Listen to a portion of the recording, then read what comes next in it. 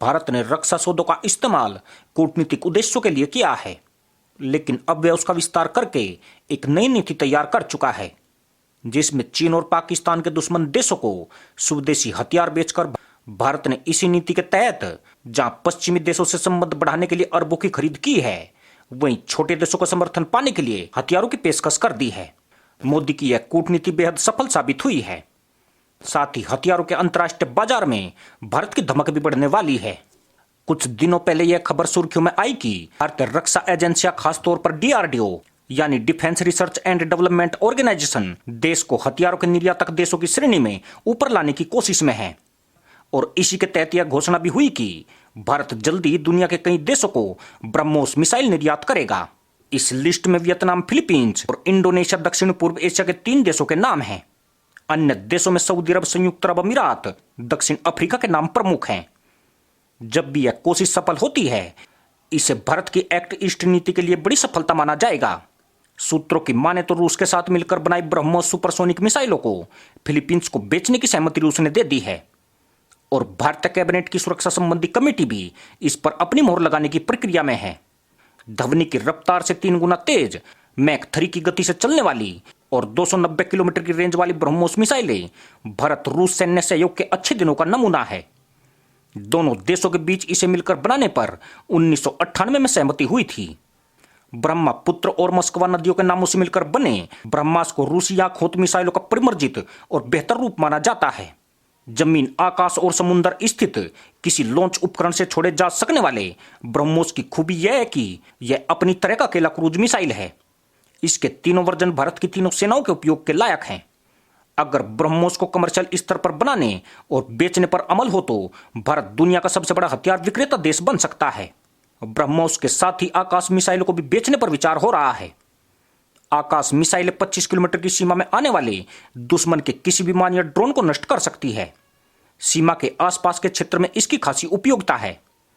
सूत्रों के अनुसार दक्षिण पूर्व एशियाई देश वियतनाम, इंडोनेशिया और फिलीपींस के अलावा बहरीन, केन्या, सऊदी अरब, मिस्र, अल्जीरिया और संयुक्त अरब अमीरात भी इसको खरीदने के इच्छुक हैं। रक्षा हथियारों और साजो सामान की खरीद में भारत सऊदी अरब के बाद दुनिया का सबसे बड़ा देश है। स्टॉकहोम के अंतर्राष्ट्रीय शांति शोध संस्थान सिप्री के अनुसार पिछले कुल दशकों में भारत की रक्षा जरूरतें तेजी से बढ़ी है। भारत ने अपने आयात स्रोतों में भी विविधता लाई है। रूस और अमेरिका के अलावा भारत इजराइल और फ्रांस से भी काफी हथियार आयात करता है। पाकिस्तान और चीन के साथ आए दिन होने वाली खटपट के बीच देश की जमीनी, हवाई और समुद्री सीमाओं की निगरानी को लेकर देश की विभिन्न एजेंसियों में जरूरतों के साथ साथ तालमेल भी बढ़ा है। इन सब के अलावा आतंकवाद की समस्या ने भी देश की रक्षा जरूरतों को बढ़ाया है। दूसरी ओर भारत अपनी बढ़ती आर्थिक ताकत का इस्तेमाल अपने सैन्य उपकरणों के आधुनिकीकरण में कर रहा है। पिछले सालों में भारत ने अमेरिका और इजराइल समेत पश्चिमी देशों से रिश्ते बढ़ाने में भी अरबों की रक्षा खरीद का भी इस्तेमाल किया है। फ्रांस और इजराइल जैसे जिन देशों ने उसे हथियार बेचे हैं, उनके साथ राजनयिक संबंध बहुत अच्छे हैं, लेकिन सालों तक अरबों की खरीद को जारी रखने के लिए संसाधन भी बढ़ाने पड़ेंगे। इसमें भारत का अपना रक्षा उद्योग काम का साबित हो सकता है। इसलिए रक्षा क्षेत्र को गैर सरकारी हाथों में देने की योजना पर भी काम चल रहा है। सेना पर खर्च करने वाले देशों की लिस्ट में भारत अमेरिका, चीन, रूस और सऊदी अरब के बाद 5वें नंबर पर आता है।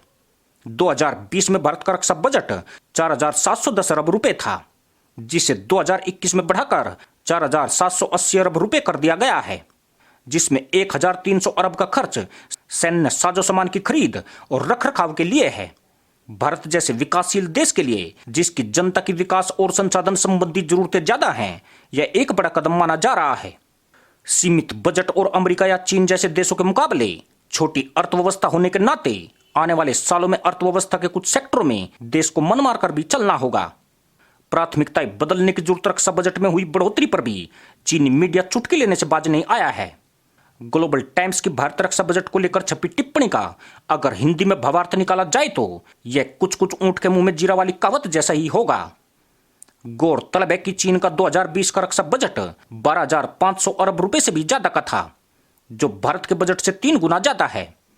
इससे साफ है कि भारत को अपने रक्षा खर्चे और घरेलू उत्पादन दोनों पर ध्यान रखना होगा। इसके लिए जरूरी है कि देश की रक्षा उत्पादन प्रणाली और पद्धति को बदला जाए। रक्षा क्षेत्र में निवेश को बढ़ावा देने के साथ साथ क्रिटिकल सेक्टर पर भी ध्यान देना पड़ेगा।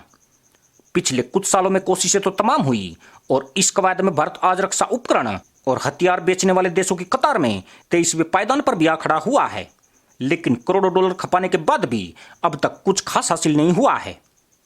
अभी तक भारत के सबसे बड़े ग्राहक मॉरिशस, श्रीलंका और म्यांमार जैसे देश हैं, जिनकी रक्षा जरूरतें बहुत कम हैं। वियतनाम के साथ रक्षा सहयोग निश्चित तौर पर बड़ा है, लेकिन बड़े हथियारों के मामले में अभी भी भारत बहुत पीछे है।